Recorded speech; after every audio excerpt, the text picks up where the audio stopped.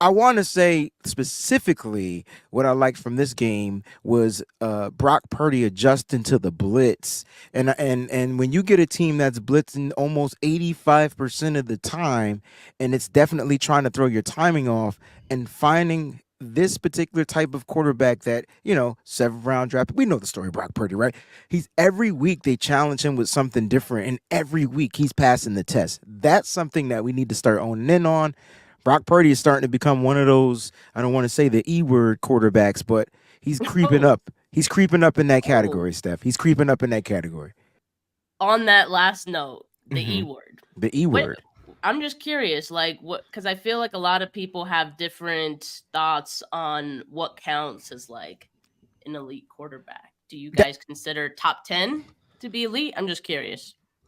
I usually go top five whenever mhm. we're talking this, and somebody that can win the game for you when all else goes wrong. This is somebody that can step up and deliver the game. And I don't know if I'm not going to put him there yet. I mean, he's been incredible, but one of my favorite things is, when we talk quarterback play, I use the word elite quarterback play. We talk fourth quarter comebacks. We talk game winning drives. Yeah. Brock is just in the fairway time after time after time to where he never digs a hole. And so fourth quarter comebacks are wonderful, and there's going to be a time for that this year, no doubt about it. But man, I think it's beautiful he doesn't have any fourth quarter comebacks because he hasn't needed them. And so it's, I don't know, chicken before the egg. Can't have a fourth quarter comeback if you're never losing. And so I don't know how that factors into it. All I can say is this: I'm so damn happy this dude's our quarterback. And I don't know if I probably could name five, but man, I'm happy. Is he top five? I don't know. I just want him with us because it's a perfect pairing. I did this exercise the other day with Mike from Nothing But Niners, and we literally, I mean, there are definitely some great quarterbacks in the NFL, and then there's those elite ones. And when you start and just focusing on this year alone, right? This year alone, not the previous years, but focusing on this year alone, even some of those elite quarterbacks aren't playing elite football.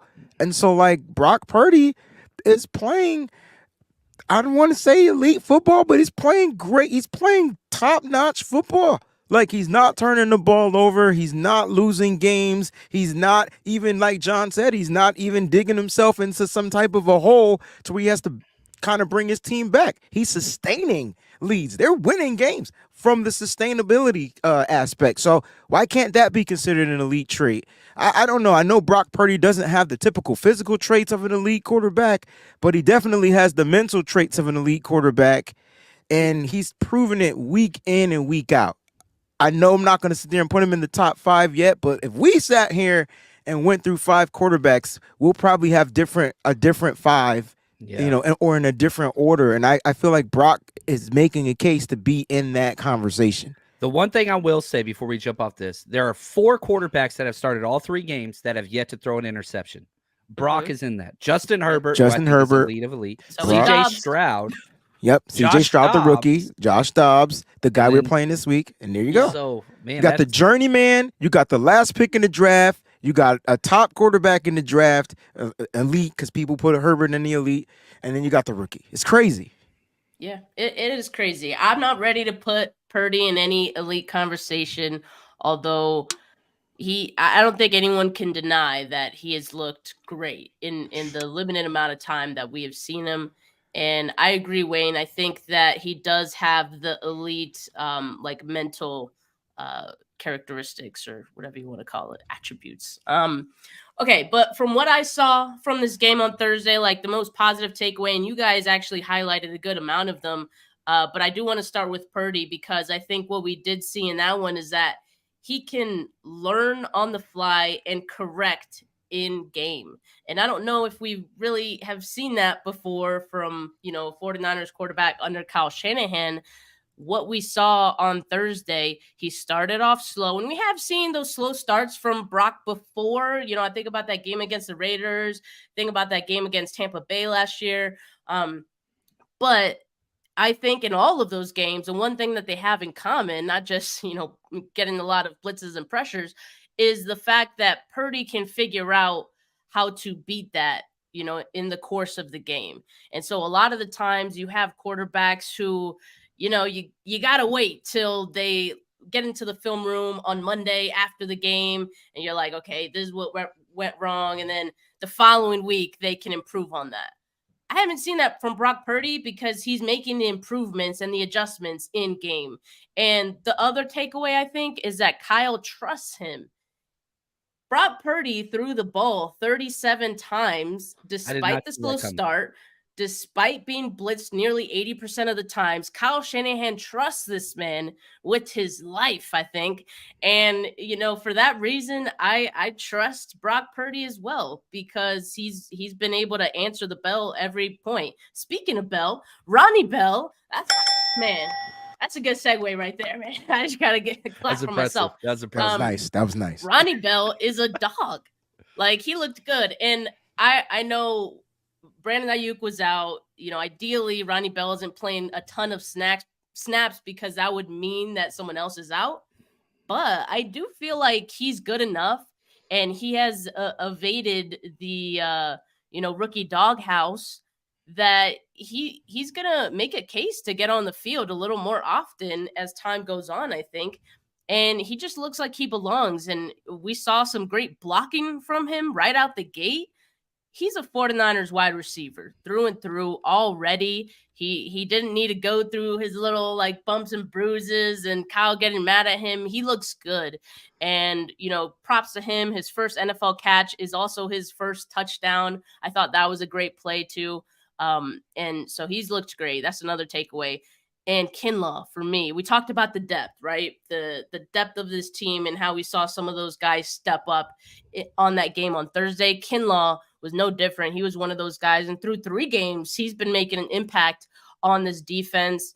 I think that's a really, really great development, and maybe like in an underlined development. I don't know the right word, but like, is going under the radar, kind of, just because the defense as a whole has always been so good. But what Kinlaw's doing is special right now through these first 3 games, and it's really helping the interior of that defensive line get a lot of pressure. And I don't know if you guys have seen the numbers of the interior defensive line through the first 3 games, but they are working. And that's a great development, because in the past, like, it's really just been Eric Armstead, and we haven't had a whole lot of production outside of him. Some fans would even say we don't get a lot of production from Eric Armstead. I say that's baloney. Like, he makes things happen as well.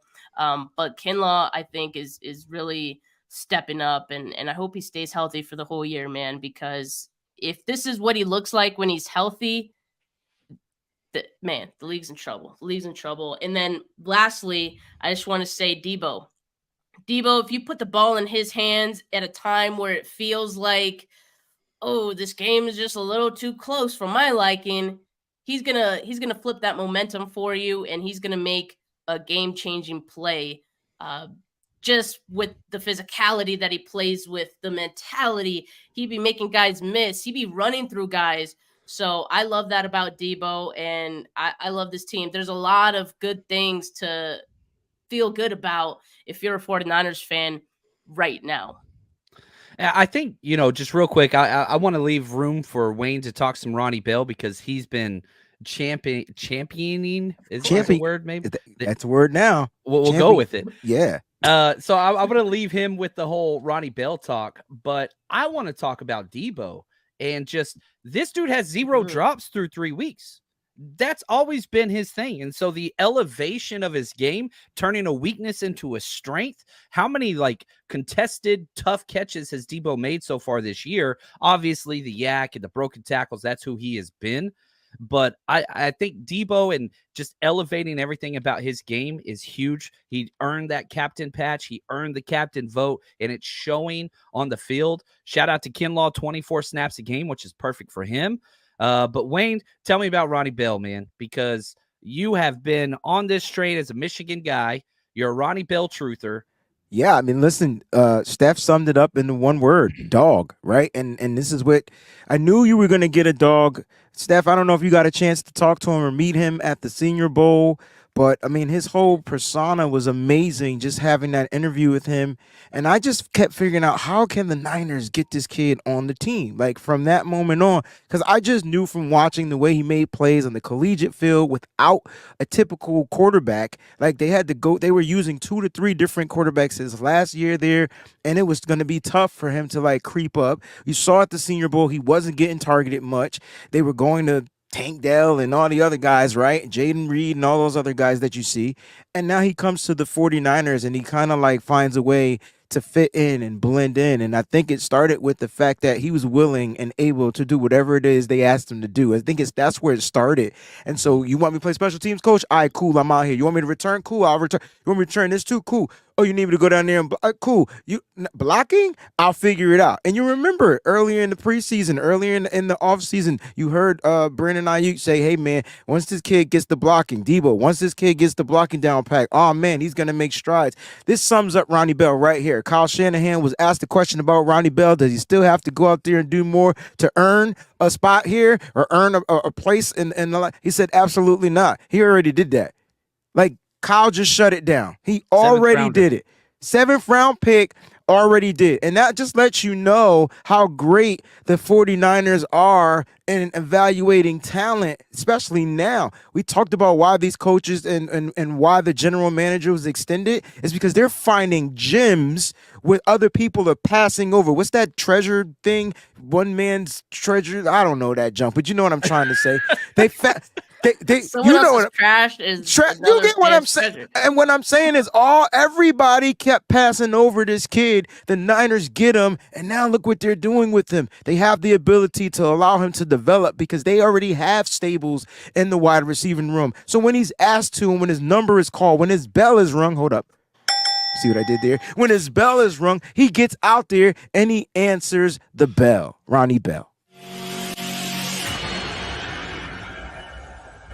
The 49ers Rush Podcast.